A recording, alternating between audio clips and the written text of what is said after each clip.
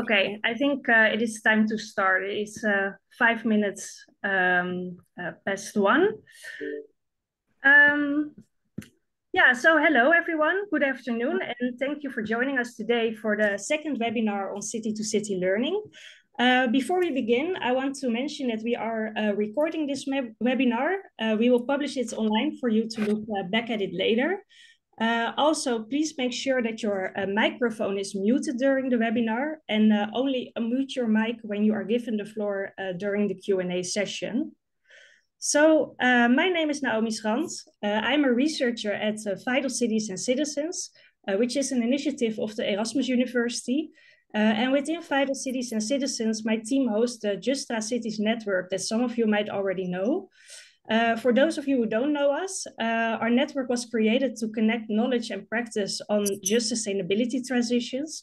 And we do this through a collaborative open source wiki database, by curating a publication series, through our research, and finally by organizing events such as this one. So me and my colleagues from the Justra Cities Network are the co-organizers of the webinar series.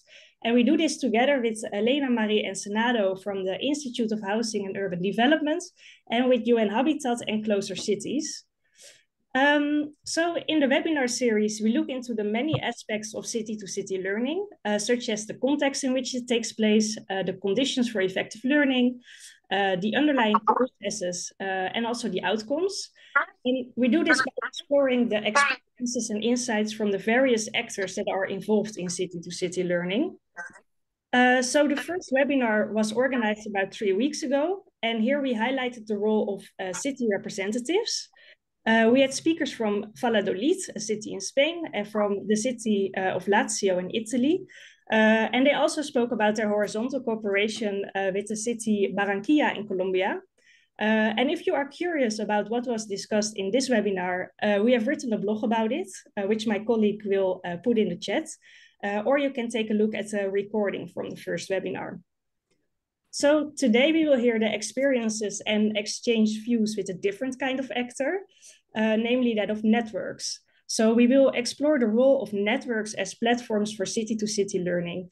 We have 4 speakers from different networks that will talk about their learning process and key takeaways for engaging in city-to-city learning as a network. So Julia, if you can put up the program slides, that would be nice. And I can, yeah, perfect. So as you can see, the coming 1.5 hours, the speakers of the 4 networks will share their experiences in pairs. But first, we will have a short introduction into city-to-city learning by Elena Marie Ensenado. So she's a co-organizer of the webinar, but she's also doing her PhD on the topic, so she's very knowledgeable. And then I'm excited to introduce our 4 network speakers, starting with the first presentation from Matthew Bach. Matthew is an experienced knowledge broker and the head of Justice, Equity and Democracy at ICLE Europe. And before joining ICLE, Matthew worked globally in academia, the energy sector, and international organizations. After that, we will hear reflections from Sandra Marin-Herbert. Sandra brings over 2 decades of experience as a senior expert in sustainable urban development. And she was also team leader of the YURC program, where she coordinated the network of EU cities and a network from cities from Latin America. After the talks from Matthew and Sandra, there is room to ask some questions. And then in the second round, Corina Angeleu will present her experiences from the Global Resilience Partnership. Corina is the strategic learning lead for the Global Resilience Partnership, and she also initiated the Global Urban Resilience Community of Practice, and she is the co-host of the Urban Resilience Dialogues podcast. After that, we will have the reflections from Aline Roldan from UN-Habitat. She is the Program Management Officer at UN-Habitat and an urban planner and social scientist with 10 years of experience, including 5 years working with informal settlements in Brazil and 4 years with capacity development in the Asia-Pacific region. And after that, there is again room to ask questions. At the end of the webinar, Mena, our visual harvester, will show us some of the drawings that she will make during the webinar. And this will help to enhance our understanding of what is being discussed today.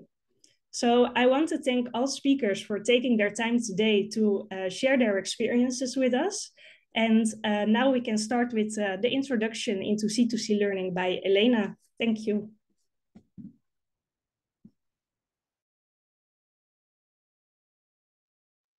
Thanks, Naomi, for the introduction, and welcome everyone to the webinar. It is my pleasure to introduce the topic of city-to-city learning through networks. And first, I will start with a brief introduction about city-to-city learning. So with wicked problems such as climate change and most recently the COVID-19 pandemic, city representatives are actively engaging in learning with and from each other to improve public service delivery. Described as city-to-city learning, this is regarded as a process of mutual learning between and among cities.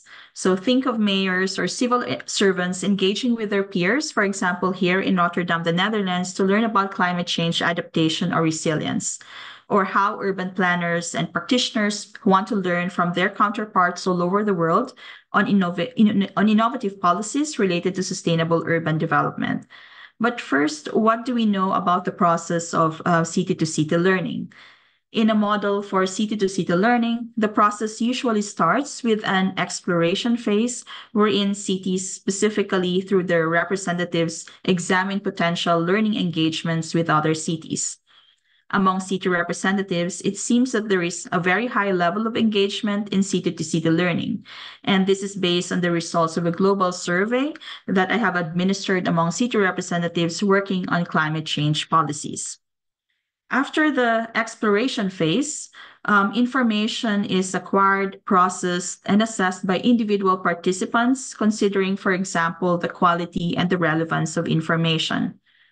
Utilization, which is the third phase, refers to the use or uptake of knowledge at the organizational level, such as a local government or urban department. Lastly, after knowledge utilization comes internalization or reflective practice, which can relate, for example, to anchoring to local practices. And each phase can have a range of outcomes which can be influenced by multiple conditions. For example, when engaging in city-to-city learning, city representatives are driven primarily by internal contexts, such as the presence of local pressures or strategic outcomes. Also, cities that are well-connected urban centers seem to engage more with other cities and are particularly engaging with others that have higher performance or reputation, such as in climate change. Results also from a global survey show, for example, that cities engage mostly with Rotterdam, Barcelona, Stockholm, or Vienna, and other European capitals. Further, cities tend to learn from other cities that they share geographical proximity or have linguistic similarities, or cities that they have had previous positive relationships with, or those that are willing to collaborate.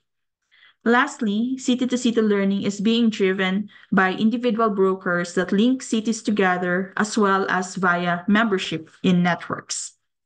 Here, networks can be formal or informal. A formal network require contracts or agreements, for example, while informal networks emerge naturally from interpersonal interactions. For this webinar, we can focus mostly on formal networks where cities are members. Cities join these networks for various reasons. For example, cities can gain access to resources such as funding, to build a profile or brand of the city, to share information and learn from other cities' experiences. In this webinar, specific attention is given to the role of networks as platforms for city-to-city learning. The involvement of networks and their initiatives have been identified as a mechanism for cities to engage in city-to-city learning. Networks have been recognized to facilitate city-to-city learning processes through conferences, events, or study visits, provide opportunities, resources, and funding, and also serve as matchmakers, as process facilitators, or as knowledge brokers, among others. However, while there has been focus on understanding city-to-city learning processes, there needs to be more emphasis on the conditions as well as outcomes of city-to-city learning. For example, there has been attention towards the role of city-to-city learning processes as facilitated by networks in the movement and mutation of policies. As such, through discussions with networks, we wish to further explore this topic. Specifically, what is the role of networks in city-to-city learning? Under which conditions do member cities engage with others in city-to-city learning? And what have been the outcomes of city-to-city learning from this perspective of networks? Thank you very much for listening, and back to you, Naomi. Yes, thank you, Elena, for sharing that. I see that Matthew has also joined the webinar. Matthew, if you are ready, you can start your presentation. We are looking forward to it. Okay, thanks everyone, and sorry to be a bit late. Things happen sometimes, unfortunately. Let me try to get my screen sharing working. Just give me a second, sorry. Sorry, my computer's a bit slow and it's been a stressful day. So, there we go. All right, I can't see you anymore now, but hopefully you can see my screen well. Okay, good. So I'd like to share with you a little bit about ICLEI's experience in terms of city-to-city, networks, their role in city-to-city learning. The first thing is I'd like to thank, of course, the Justra group for inviting me to speak here today. It's always nice to exchange with new people and talk about these ideas, which are so key to what we're doing at ICLEI. So for those of you who don't know ICLEI, we are a global organization, a network of local and regional governments focused on sustainable urban development. We work with over 2,500 cities globally. We've got 22 offices worldwide. And yeah, so I think here you get a sense of how broad the organization is. And so there's a lot of cross-regional learning in terms of what we do, but then I work at the European level, where we have our European Secretariat in Freiburg in the south of Germany. Our work spans pretty much, I've put icons without descriptions, which would, if we had more time, we could do a bit of a guessing game in terms of which one is which. Not for today, though. But we basically, our work spans everything from the classic biodiversity and water and air and so on, to things like circular economy, cultural heritage, governance, and then more and more also now questions around justice, equity, and democracy, which is then hosted in the team that I have the pleasure of leading. We've got about 170 members in Europe. This has been built up over the past 30 odd years.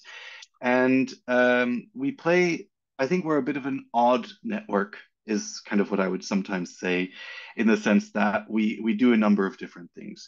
So one thing that we do is we do a lot of work at the European level. So not specifically with our members, but sometimes involving our members. And that means working with the Commission, the Parliament, the Committee of the Regions, the Economic and Social Committee, but also the European Investment Bank and other such organizations in terms of trying to shape a little bit the broader environment, but also in terms of ensuring that the knowledge flow between levels of governance happens. So I think this is one very, very important form of knowledge sharing that we endeavor to take care of, but is of course not city to city in that sense.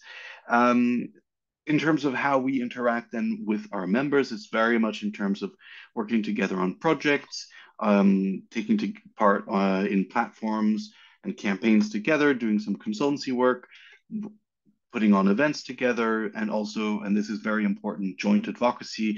And this is something where we really work very, very closely with our cities, with often deputy mayors and mayors, to really come together and speak on behalf of then a broader group of cities, whether it's about something to do with plastics or circular economy, or the future of urban policy and so on and so forth. That's what happens. I'm not going to read all this. Don't worry. I know everyone gets scared when they see text-laden slides, but this is kind of what we talk about when we talk to our members. This is actually from our internal slide deck. So kind of basically it's about getting connected and all that. I think you get a sense of some of these classic city network type headings. And I think this is important that we really not only do we allow our members to learn from each other, but we also learn a lot from them as well. I think this is something that sometimes gets forgotten. Now, enough abstraction. I think I'd rather take the rest of my time to delve into some examples because so I've been with eClay for about 7 years now, and we've done a lot of city to city work. I think one that's particularly close to my heart right now is a project called Fair Local Green Deals, which looks at how we can put in place deliberative and participatory processes or inclusive processes that lead to the localization of the European Green Deal in a way that's ultimately fair and equitable. And it's kind of a response to some of these more technocratic efforts to steer the transition in a more top-down or technocratic way. And I think this project, which has involved the cities of Vitoria-Gasteiz and Valencia in Spain, Ghent in Belgium, Wrocław and Łódź in Poland, has led to some really fascinating exchanges. And actually, the photo that you see here was from a meeting they had in Poland last year, where one of the key sessions was they had to go and walk alongside a river and across a bridge while talking about things. Now, of course, to my mind, the best exchanges between cities are almost always in person.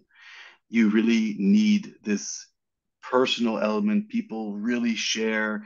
And you also get to realize how fascinating city officials are because, of course, they have a lot of responsibilities, a lot of things to take care of, but they are, for the most part, genuinely committed and really, really, yeah, really interesting individuals to talk to. So, but of course, we can't always gather with everyone. So part of what we need to do here is then find different forms of collaboration to enable this type of exchange. And here you see some bits and pieces of a Miro. And I think what we learn here is that if you combine these different forms of bringing people together, this really leads to good results. So the cities are now about 2 years into running their local processes, and by the end of the year, we'll be able to release a really nice little toolkit. And if I'm not mistaken, our illustrator today is also going to be helping them out in June in Berlin. So yeah, I don't know how much time I've got left. I haven't set the stopwatch, so just tell me when I need to stop. Another really fun project is one called Include, which is on just climate policy from cities as 5 German cities. So of course, in some ways, it is easier to work with cities from a single context. You don't have to look at how the city in Sweden works as opposed to a city in Hungary. The differences, I can tell you, are significant.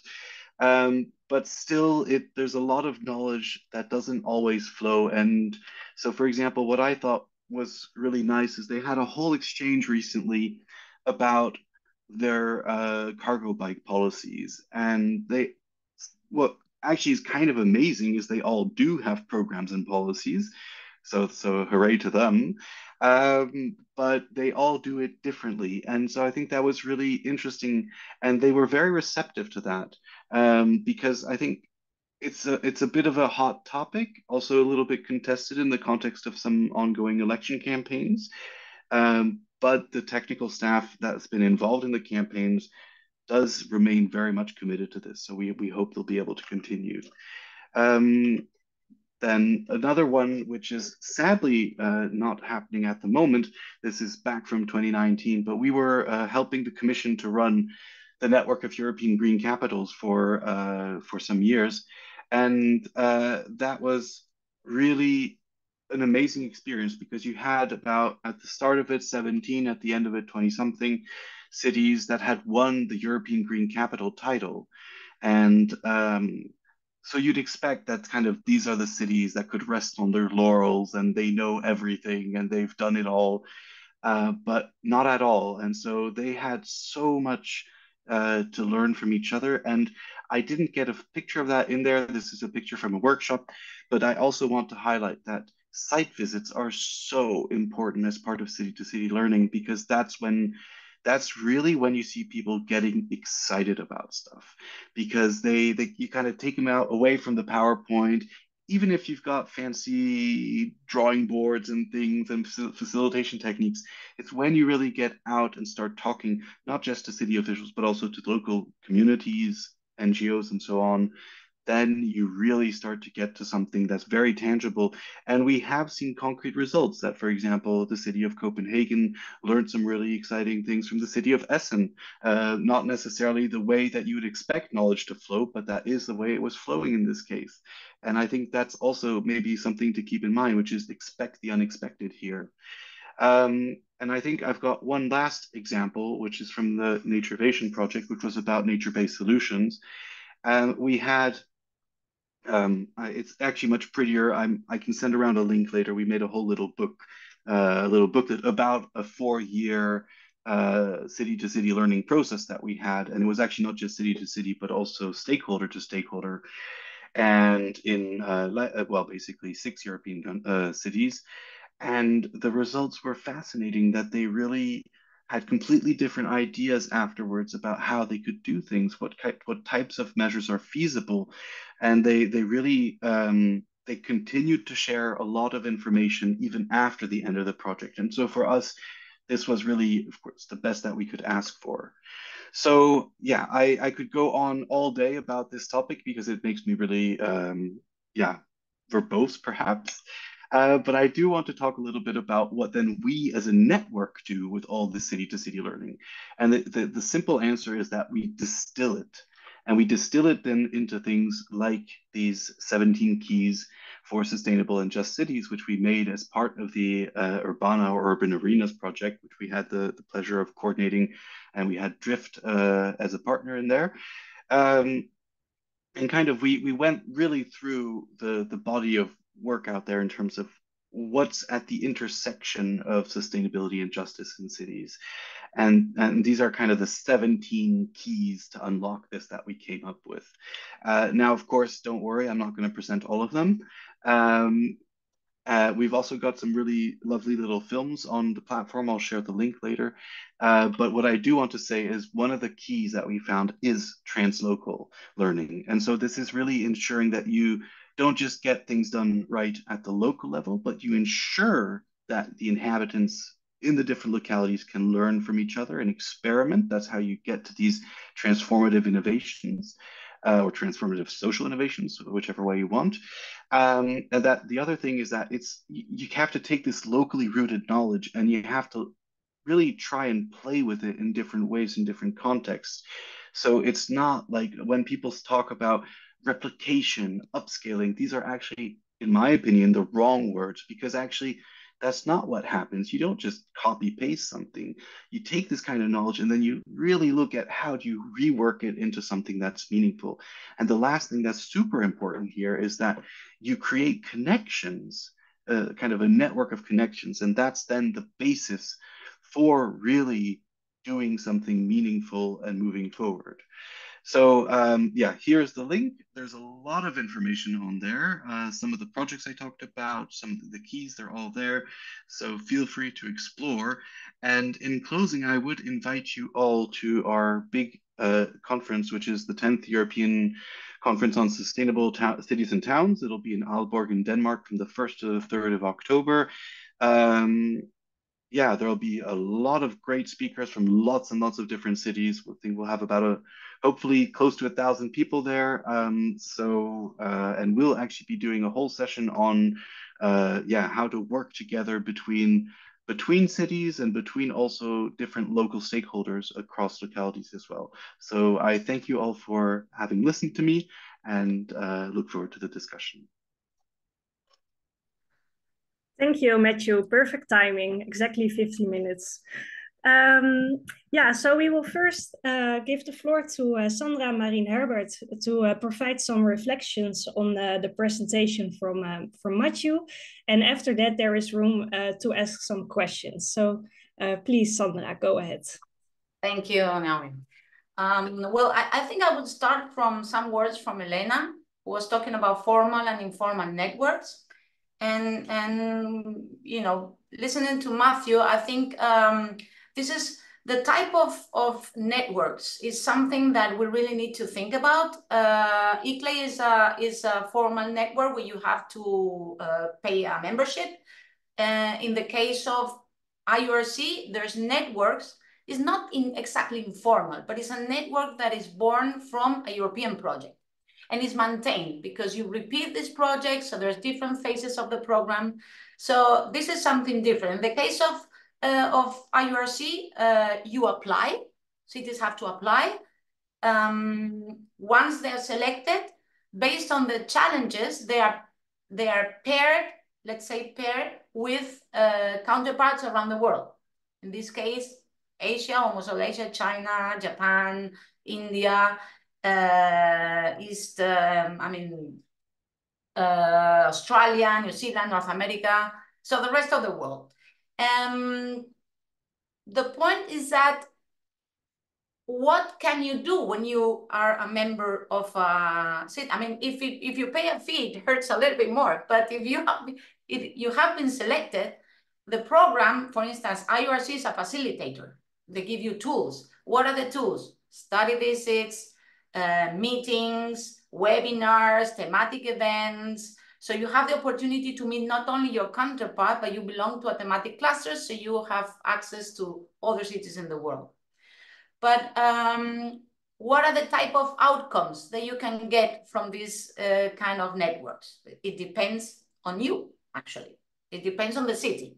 Or more than in the city, it depends on the person representing the city. Because this is another issue that we can discuss.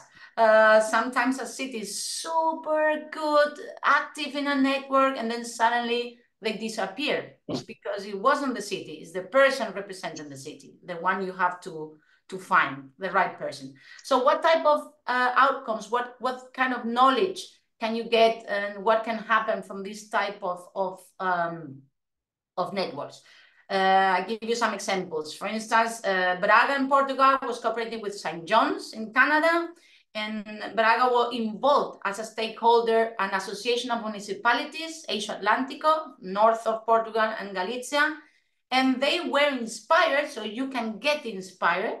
They were inspired by an urban farming model that they thought they could use in Galicia to attract and retain population and foster forest recovery, for instance. There's other examples to promote or do some international positioning for your business.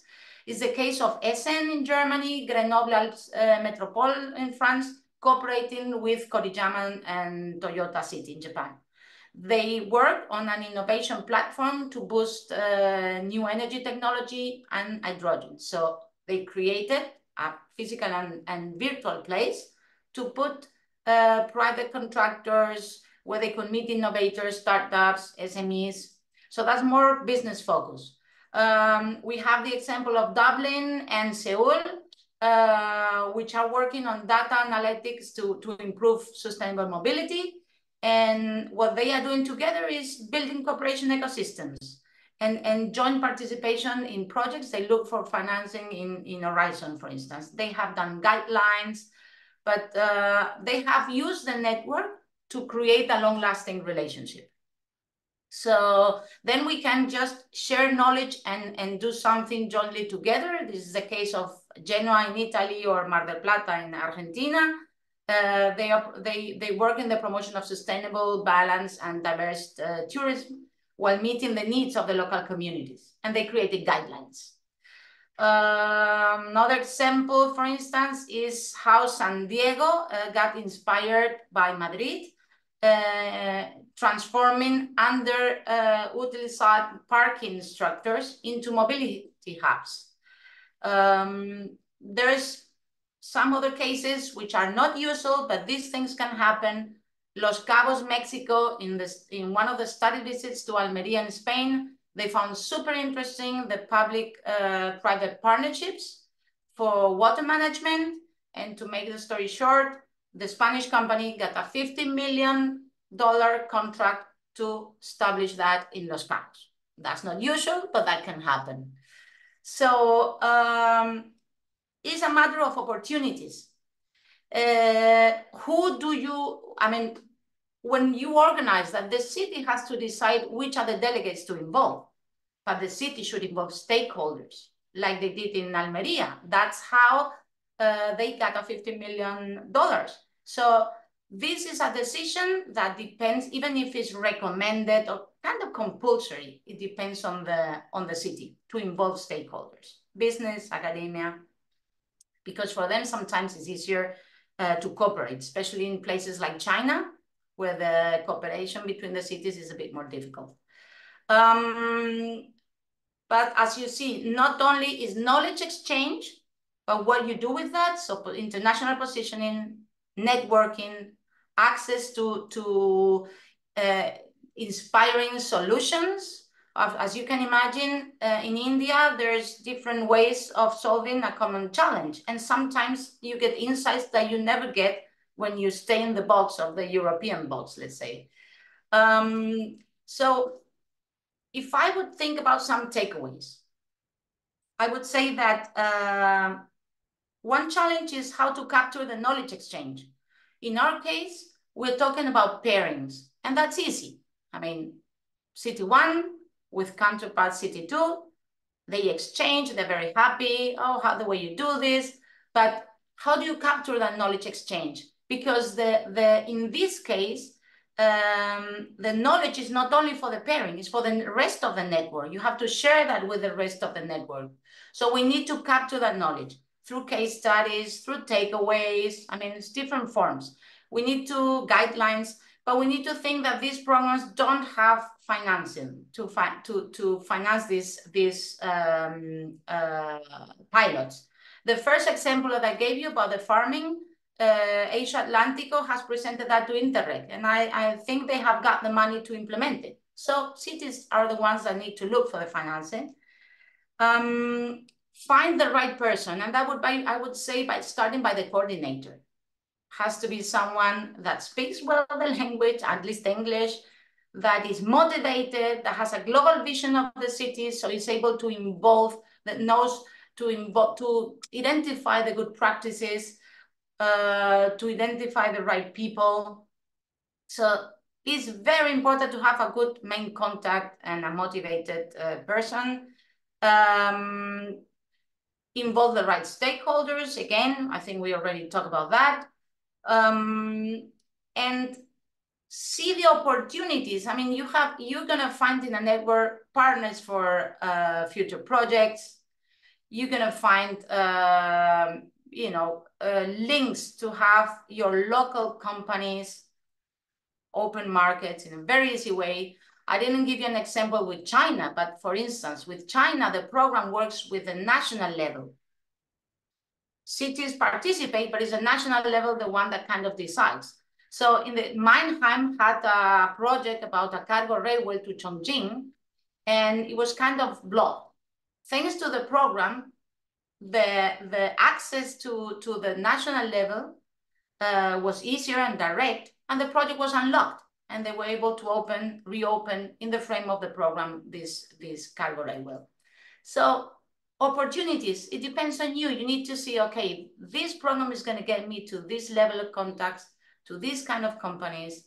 It depends on the city to use the tools and to take advantage of these opportunities. And I would suggest that cities need to try to get in a network, depending on your situation. I mean, a city like Barcelona, networks, we need Barcelona, but Barcelona doesn't need us because they can, all these opportunities, they access them directly. But smaller cities or medium cities really need to get international and need support for that. And also I would suggest, because we're not talking about that, but informal networks, for instance, probably the European Urban Initiative capacity building process. I think that's very important because it's an opportunity for all kinds of cities, no matter the size. So here, in this process, the size don't matter. But it's a great opportunity to access, to get into a knowledge experience. For instance, the peer review, there's city-to-city options, but there's peer review where in 2 days, you get to meet 20 cities working together with them. It's amazing. And these networks are created, and then they present, this is only at European level, of course, but they are able to present projects together. So yeah, I mean, I will be talking about this because I love city-to-city cooperation, but I think I'm out of time. I'm right 10 minutes right now. So yeah, happy to keep talking in the questions. Thank you, Sandra, for sharing. And also thank you again, Matthew, for your presentation.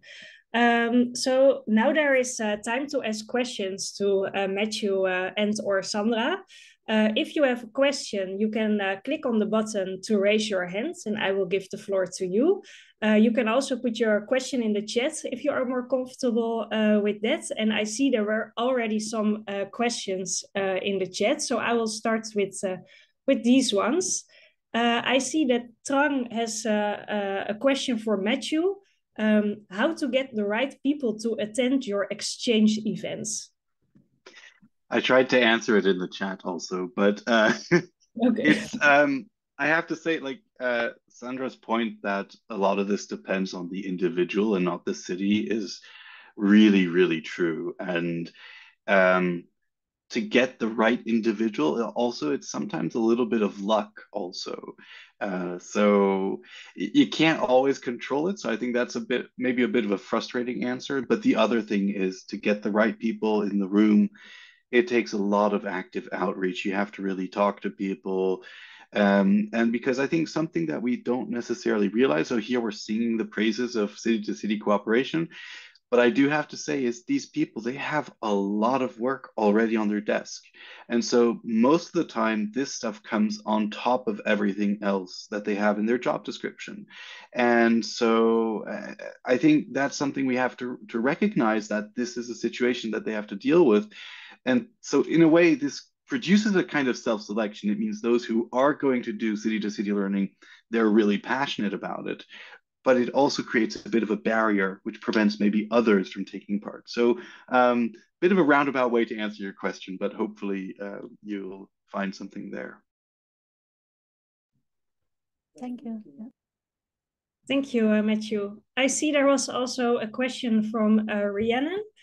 She has a question for Elena. Her question is, in your experience, how can you keep momentum going within informal networks? But maybe Matthew or Sandra can also say something about this.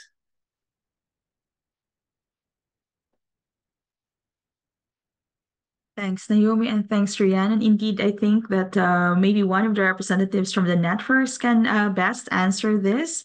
However, maybe what I can share from my research so far is that indeed I echo as well what Matthew said just earlier, that it also depends on the individuals regarding their ability, their motivation, as well as their skills as well to maintain such informal networks. And also, I think it also depends also on the organizations that they are representing as well, whether there are champions or leaders who provide motivation for individuals to participate in such informal networks, and whether they have the resources to do so. So I would say it's a mix between individual characteristics and also the resources and the opportunities available or being provided by the organizations that they belong to.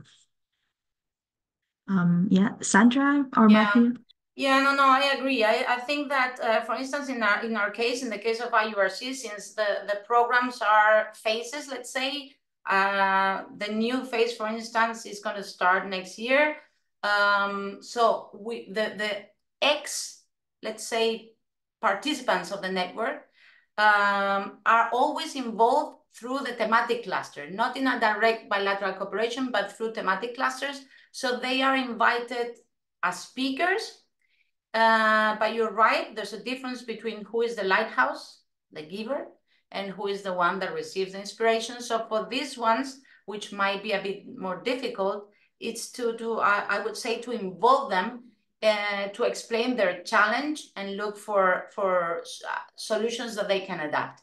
But you can reach them again. But I think we have to be careful with the webinars. We think that doing 1,000 webinars, people just keep engaged, and no, I mean, there's people without the camera right now on. I don't know if they're answering mails or they are listening to us. So, you know, sometimes people are kind of tired of webinars. So webinars support things for someone that is not engaged, or we need to do more practical things so they can, you know, be involved. But it is a challenge, of course, especially when there's no budget for them. I see that there is one more question in the chat, and we still have some time. So if anyone else also has a question, please feel free to put it in the chat or raise your hand. We have a question from Esther, who asked, is Uganda part of the network? I'm not sure if she meant the YURC network or ICLE. Maybe Esther, you can clarify.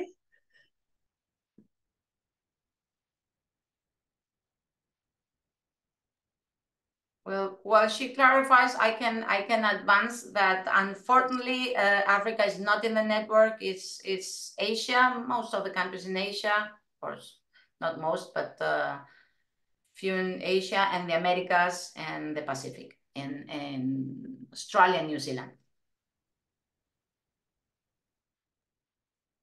From our side, by the way, I can say that, I mean, ICLE, I don't know who the question was directed at either.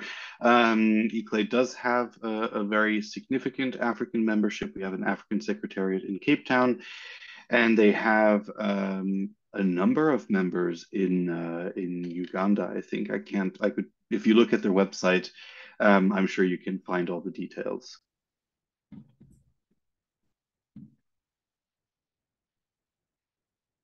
So are there any more questions from the audience? Okay, I see there's a question from Alexander for Matthew. He says, I think you mentioned collaborating with Drift to make a map with action domains. Can you elaborate a bit on that and how these different action areas were found? Yeah, it's too bad that there isn't someone from who was part of that at Drift to help him take this question. I think the process was in a very well simplified way, that we kind of had a very much starting from what's out there and mapping what's there, and then based on that clustering. And then there was a clustering of the clustering of the clustering ultimately. So I think that was kind of the way that was taken. And that's how we came at then these 17 domains. But that's just one element. I mean, basically, first what we did is we looked at first understanding what are approaches to sustainable just cities that exist. Then we looked at what are this starting to be a while back, so I'm hopefully going to remember everything, drivers of urban injustice in that context. And then we looked at what kind of governance innovations and interventions can support this type of work. And then finally, we took all of that and distilled it into those keys. So I think hopefully that gives you a sense of the process. But also, if you get in touch with me separately, happy to go into more depth. Okay, we have another question from George for Sandra. The question is there a difference you see in the types of projects or thematic focus areas for cities in Asia versus the Americas? Yes, good question. For instance, in Latin America, urban regeneration, urban planning is an important issue, which is not that much in Asia. And North America, for instance, mobility and also urban planning is quite important. I'm not talking about energy efficiency and because it's kind of transversal. Okay, so energy efficiency but in China, for instance, there's a lot of innovation hubs and a lot of business to business. In India, for instance, is more water management, which is not such a priority for in other places. In Asia, for instance, in Malaysia, circular economy is very important. All the green part. Urban agriculture is starting to be quite important all over, even in China. So yes, there is what we kind of try to do thematic concentration, so we don't open that absolutely. Since it's a European Commission program and network, what we do is we do the selection based on concrete themes, which are normally the Green Deal, ecological transition, urban transformation, inclusive cities, and innovation ecosystems. So we kind of create a limit to the type of, but yeah, there's a difference. So that's why some European cities prefer to go to cooperate with Asia and other ones with America. Thank you, Sandra. So the time is up for the first round of questions. Thanks for the questions and for sharing your insights, Sandra and Matthew. So next up, we have Corina Angeleu, the Strategic Learning Lead from the Global Resilience Partnership. Corina, if you are ready, the floor is yours. Thank you very much. Really, really lovely to be here with you today. And it's been really interesting listening to the first half of the webinar. And hopefully some of the aspects of my presentation will be complementary to what has been discussed so far. So first, to give you a quick introduction into myself and the Global Resilience Partnership. So my name is Corina. I am strategic learning lead with the Global Resilience Partnership. But by background, I'm an urban expert. So I'm an architect originally, and then I finished my PhD in urban resilience and specifically looking at how do we bridge knowledge implementation gaps in urban resilience. A bit about the Global Resilience Partnership. So we have been established 10 years ago. We turned 10 this year. With a specific mission to drive investment in resilience innovation.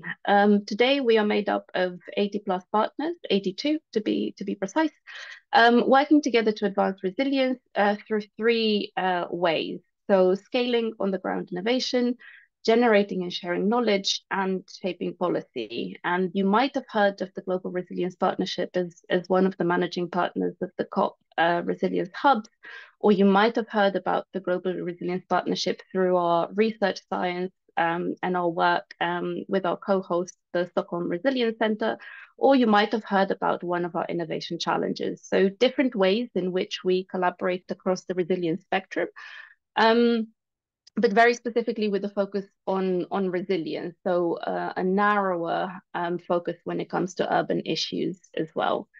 A bit about our partners in the Secretariat. So as you can see, our partners are a very, very diverse bunch, ranging from funders and donors all the way to NGOs, academia, pension funds, investors, and many other organizational types. The Secretariat, and you'll be able to see us also on a map. So on this map, we are these green dots. We are all remote. So myself, I am based between London and Bucharest, but many of my colleagues are based in a number of countries. In total, we cover 14 countries between us, anywhere from South Korea all the way to Brazil and Mexico. So we have a running joke to say that at any one point, there's someone from GRB awake and working. So among us, we have a good coverage of the different time zones. Our geographic focus is specifically looking at mobilizing investment into resilience in the context of official development assistance countries, so ODA eligible, with a further specificity around vulnerability to climate change. So we follow the IPCC vulnerability map when looking at climate change hazards and vulnerability. And thematically, we focus on three specific areas, on food, finance, and communities, where we're looking at how do we facilitate regenerative and equitable food systems, how do we reimagine finance flows and structures, and how do we put communities at the heart? And tying all these three together, the notion of communities at the heart is really looking to acknowledge the fact that we know that the world is urbanizing in different ways. We know that a lot of the urbanization that is taking place is in informal context. And we also know the increased and acute vulnerability that informality and informal contexts have when it comes to the effects of climate change. So this is where our urban focus comes into play. I will be sharing some lessons learned from two communities of practice. So we've heard a bit about city-to-city networks. Communities of practice are a bit different. So the specific things that make them different is that they have a specific purpose. So communities of practice are usually set up with a specific mission or ambition to achieve, and they are tied together by a shared practice. So the members in that community of practice, or so the theory goes, the members of those communities share a practice together. In these two examples, I will be quite specific about the practices that the members share, and also what it means in terms of urban professionals and how does this tie back in to cities. So the first example is the Resilience Evidence Coalition, which is an 1,800 member strong network of networks, which puts at the heart the specific aim of amplifying, leveraging, and coordinating Global South resilience expertise. So this is the shared practice that this community is aiming to advance, reflect on, and look at how do we improve, how do we actually look at where the expertise is currently developed, where is the latest evidence, so hence the name Resilience Evidence, and what does that then mean for practice? So one of the key flagship activities that we have delivered to date has been the Resilience Evidence Forum, which took place last year. It was the largest to date gathering of evidence and measurement professionals. And what's really important about it is that it's sought to ask the question, what is the latest resilience evidence? What are the methods by which we actually know that this is the latest evidence, that it is verified, that the processes by which the evidence is being collected are robust? What are the implications for practice, for policy, for funding? And also, how do we distinguish between different units of analysis?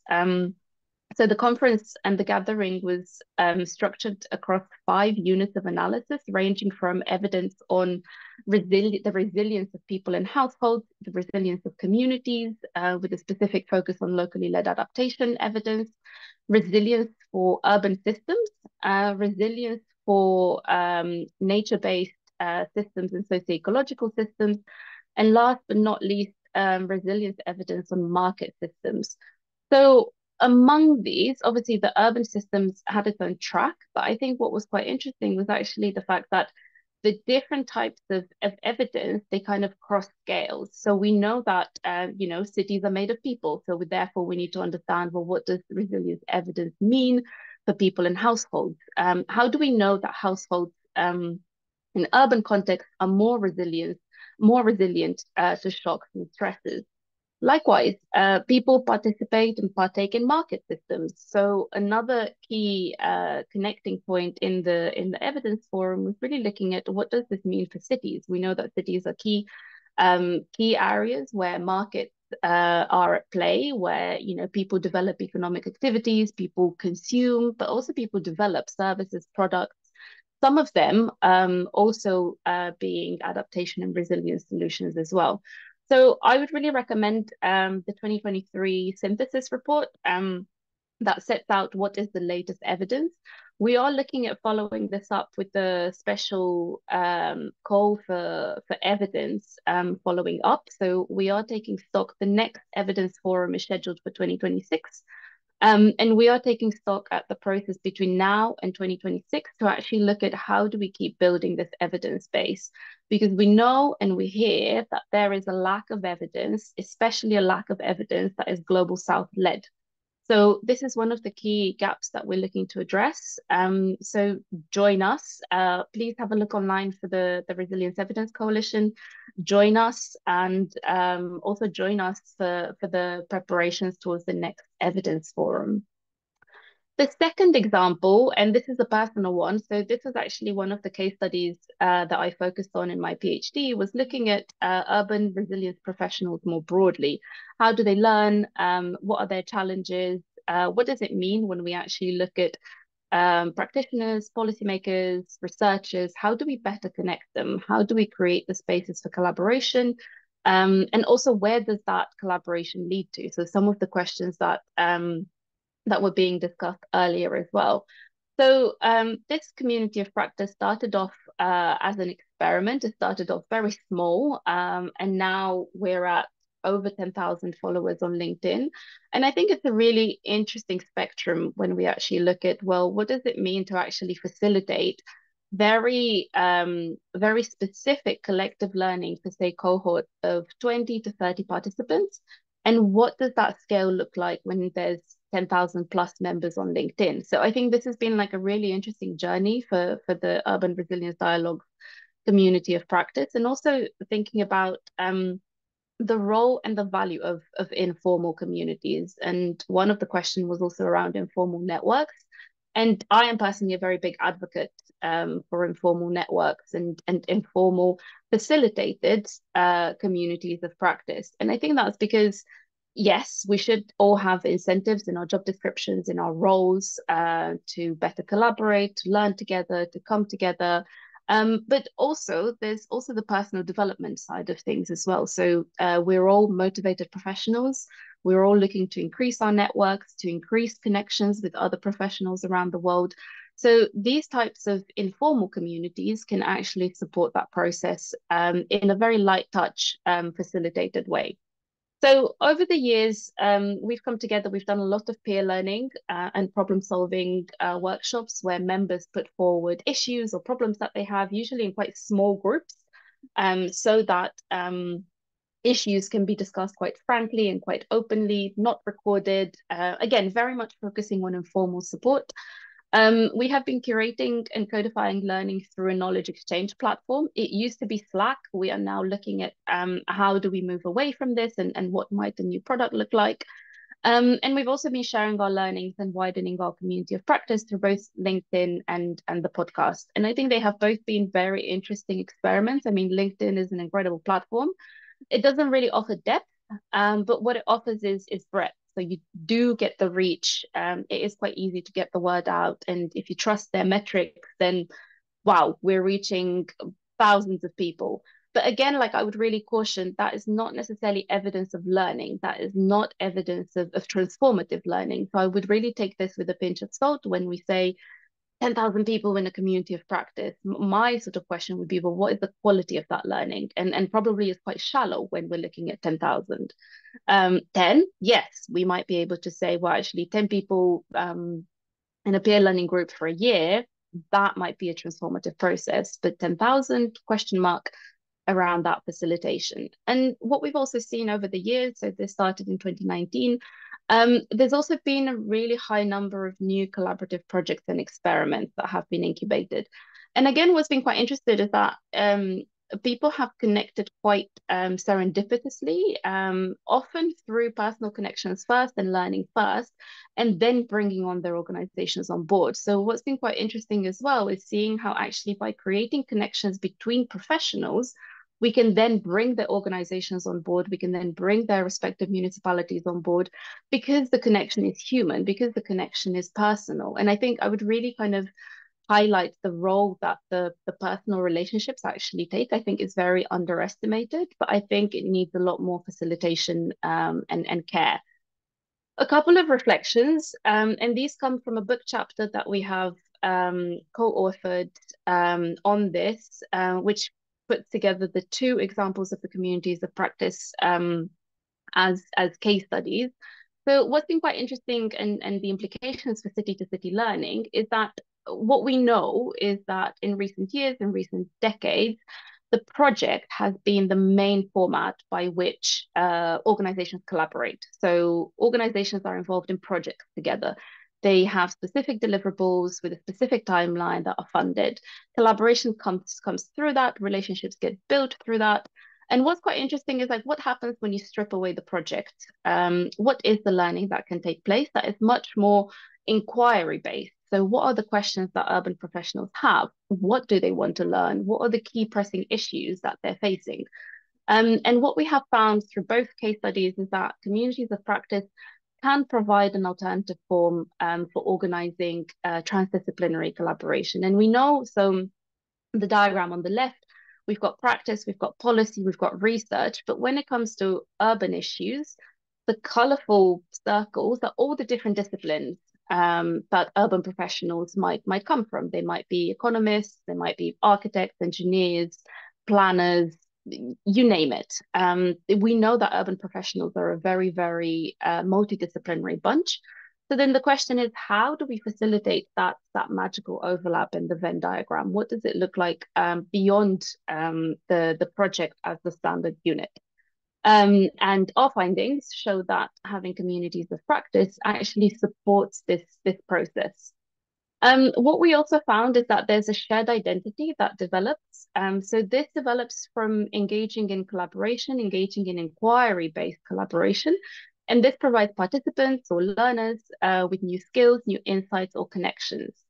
The most interesting finding is that so participants usually mobilize then, so these skills, insights, connections, they mobilize them back into their projects and back into their organizations. So there is evidence of actually having this feedback loop between participants taking place in informal communities of practice, being members of networks, and actually some of the connections that they then make, they take back to their colleagues, they take back to their line managers and say, oh, these people are doing this really interesting project here. Let's set up a call and see what we might be able to do in a more formal way.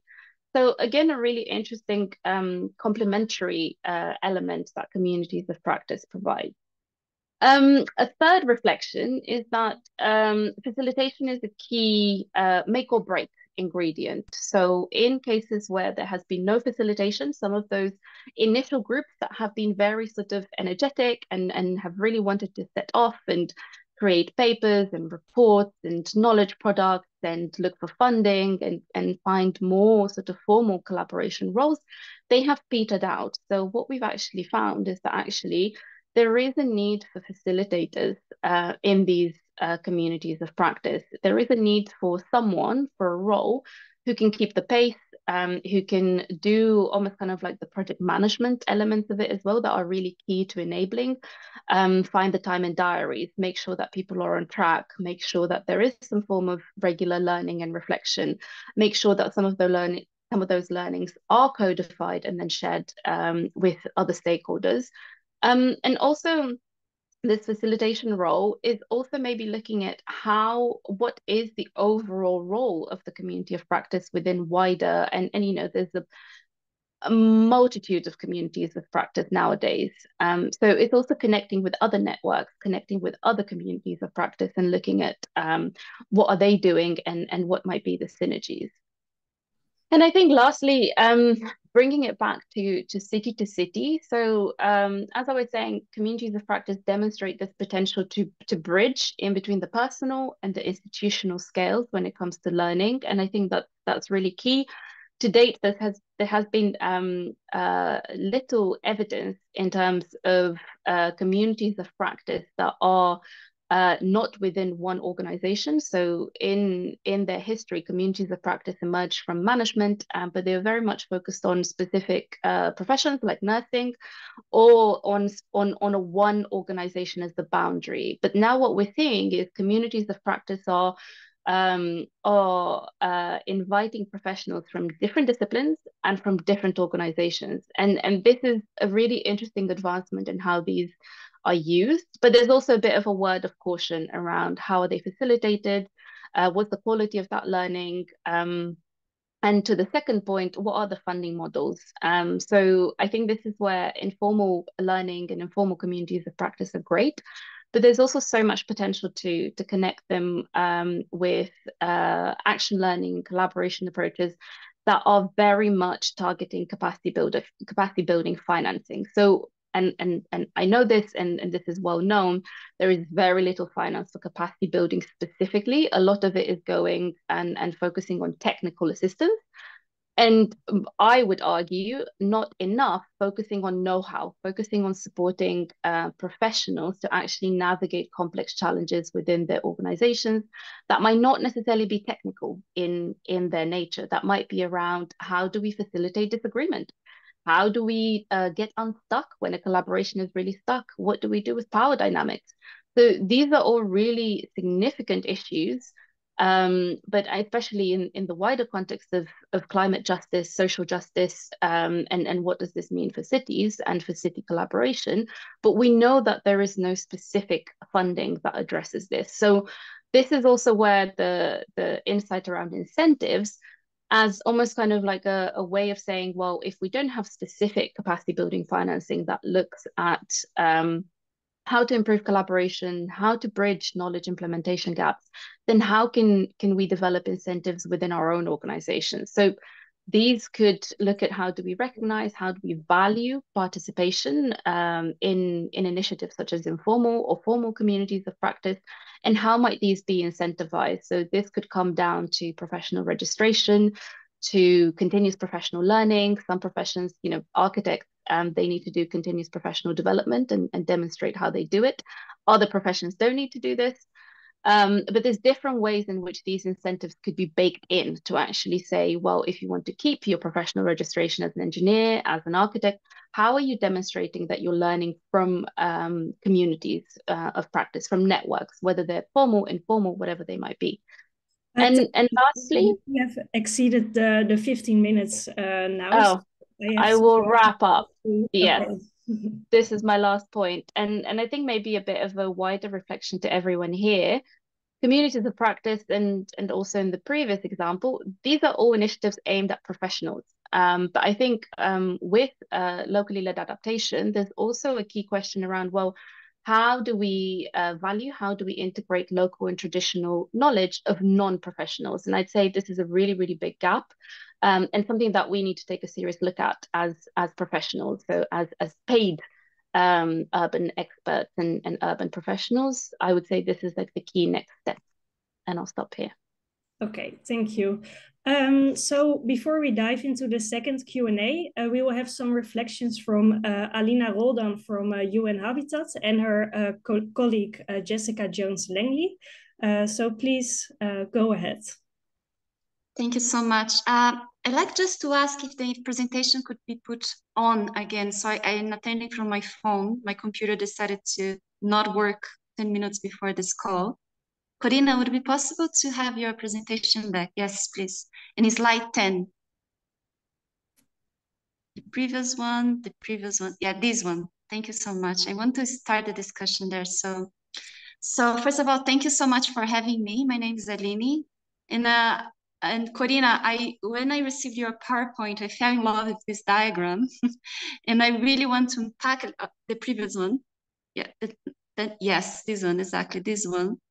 And I like to unpack a little bit and approach this through first with the focus on what you said about the importance of designing process to allow learning.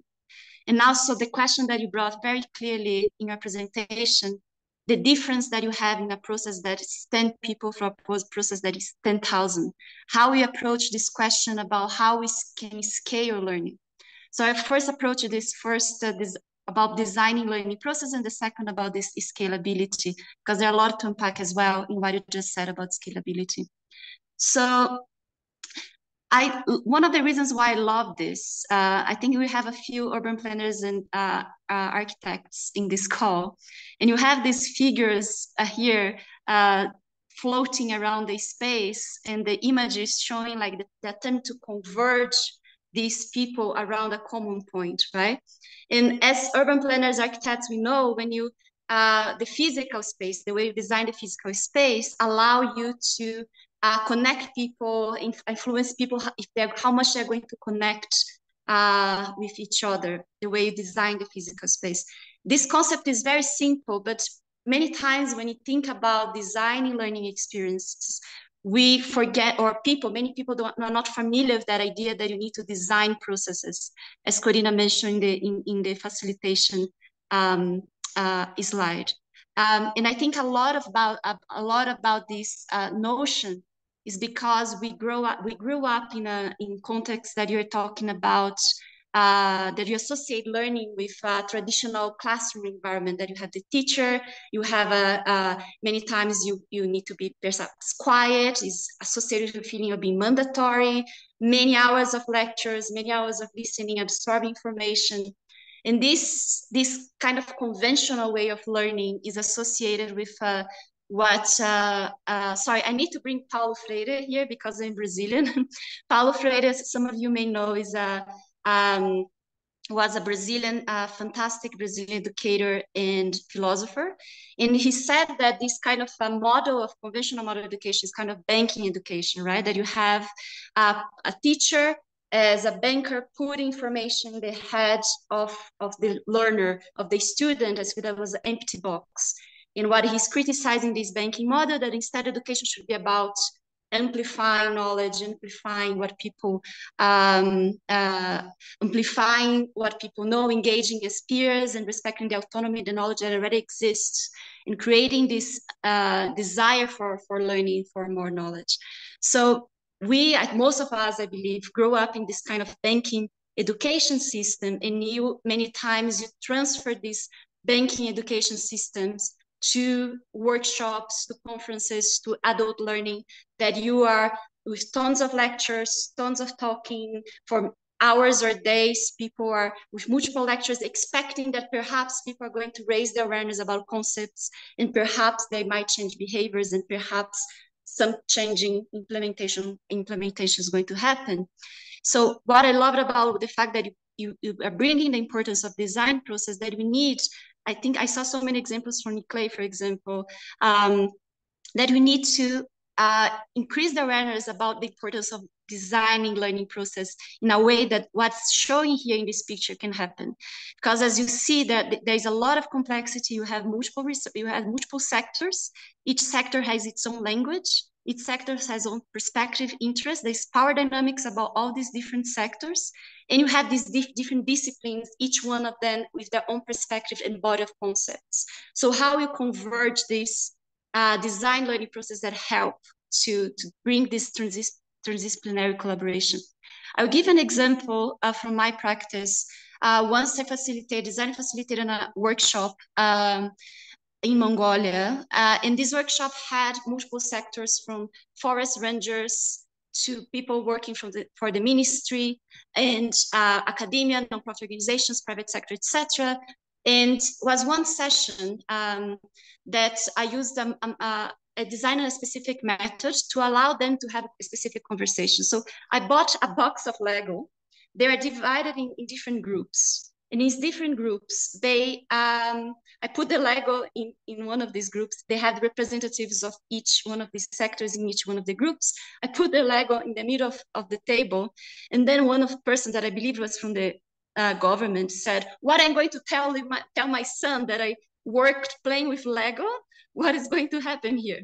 So there was a little bit of resistance. And then later on, there was a lot of conversation among all these different people in the table, because the exercise was to take the Lego and create a story, a journey from the moment that the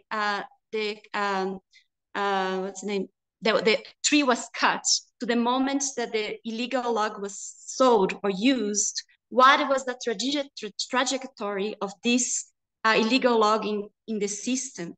But each person in the system, the academia, policymakers, forest rangers, each one of them had a different perspective of that system. Going out of the language of the normal normal way that you approach this to a panel or etc., allow them, using the Lego in a playful way, allow them to connect and share different perspectives that they had across the system. So at the end, it was 3 hours conversation, very rich conversation. But again, this was designing and going away from the banking model of education, right? So just want to emphasize this point from Karina, and I see, from Corina, sorry.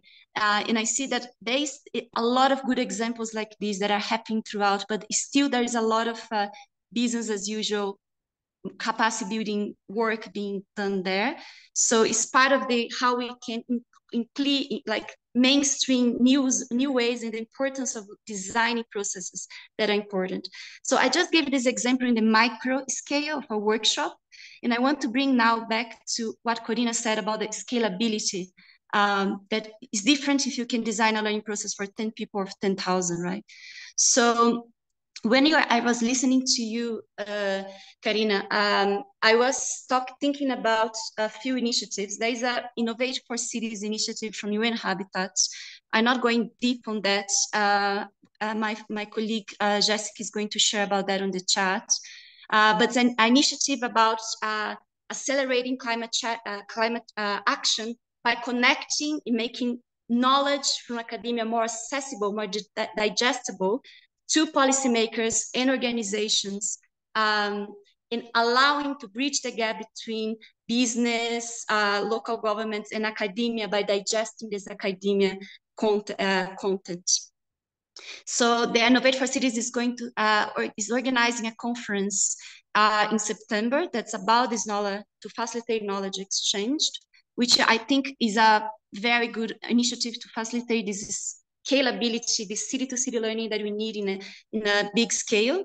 And also what we're thinking in UN Habitat as well is about how we can, what's the role of universities to help us to scale process of city-to-city learning, to scale what's happening here in this graphic, in this image, how you can make this happen at scale through more incentives, through more mechanisms, through technology. What's the role of technology to scale what's happening here? And also, how I see like there's such a rich, so many networks doing such excellent work. I'm learning so much about, for example, the work of ICLEI today, how we could connect these networks for this scalability. What are the complementarities? How we can learn from each other? Maybe this can be a starting point, this webinar, to facilitate all the knowledge that needs to be there, all these connections between experts that need to be there, how you can engage the build professionals, that the different associations of build professions that are there in different countries.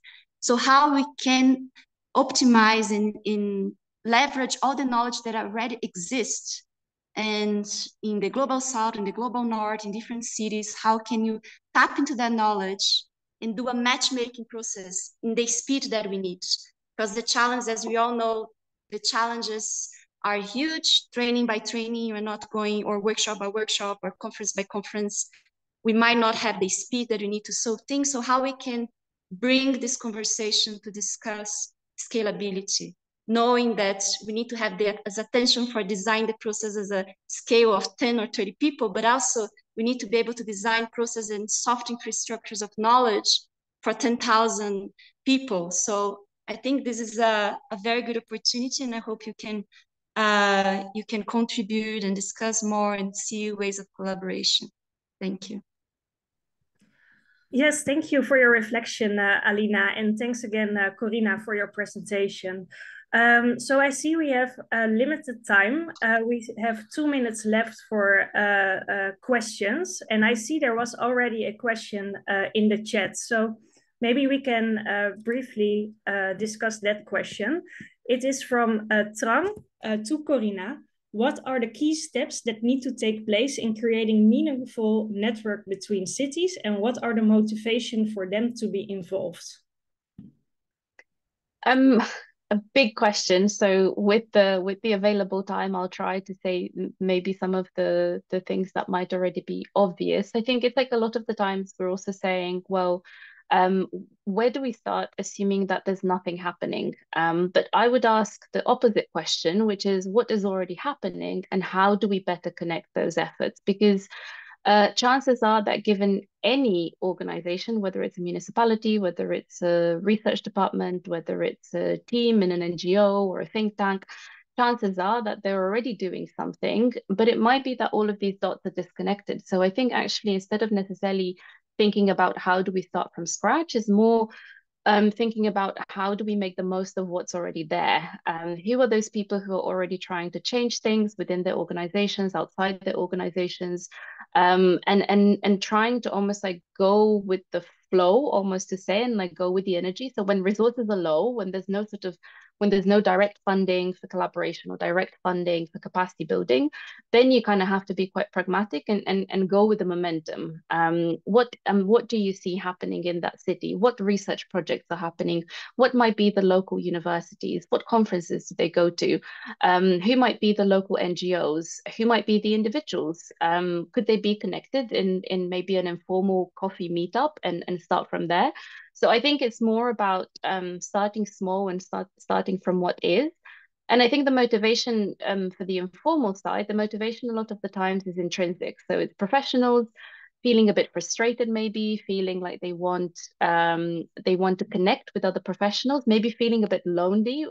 Actually, the loneliness was a really interesting research finding, especially concerning mid-career professionals. So almost like those people with 10 to 15 years of experience who are starting to feel a bit trapped by managerial expectations. So having to managed increased amount of project finance, increased responsibilities, but also still being in the delivery. So almost like stretched from both parts.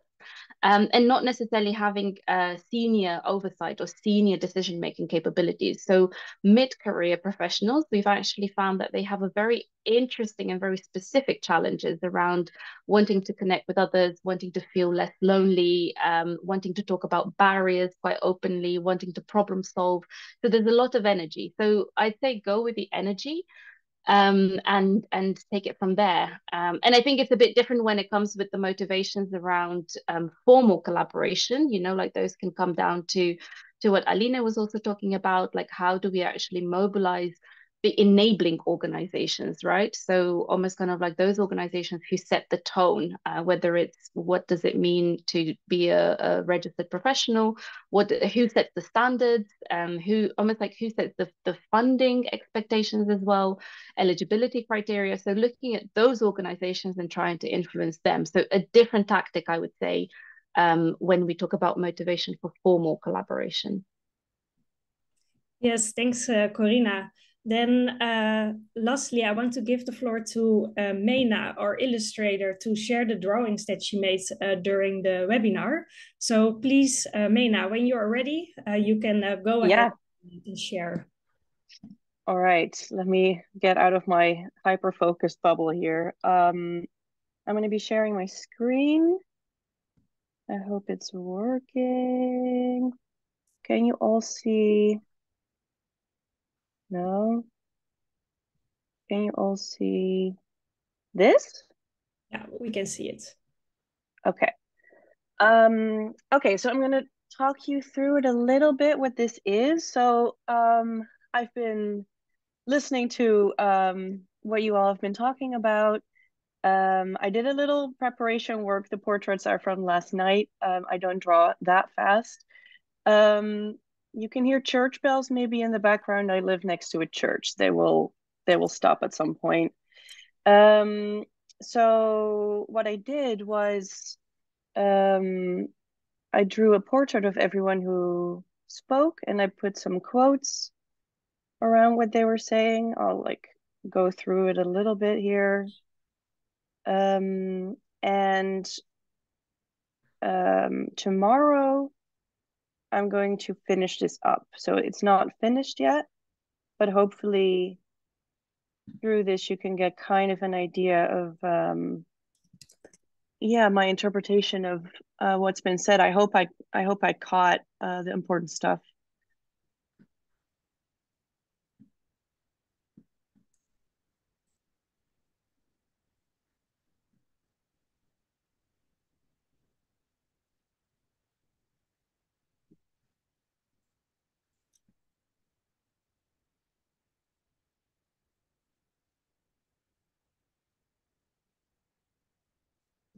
Also, if anyone sees a huge mistake I made, feel free to point it out.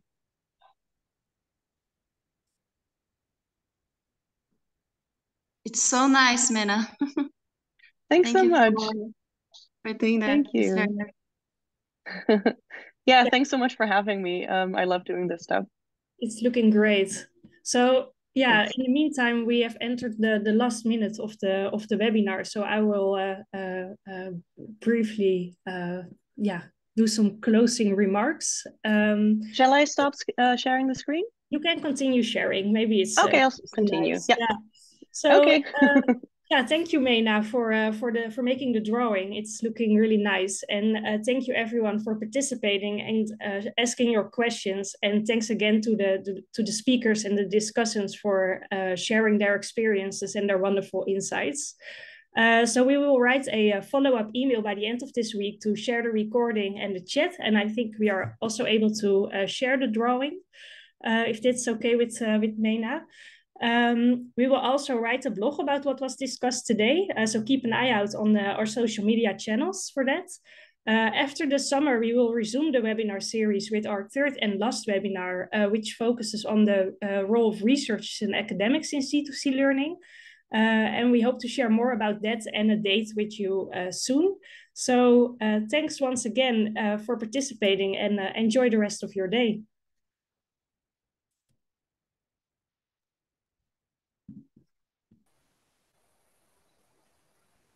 Thank you so much. Thank you. Thank you so much. Thank you.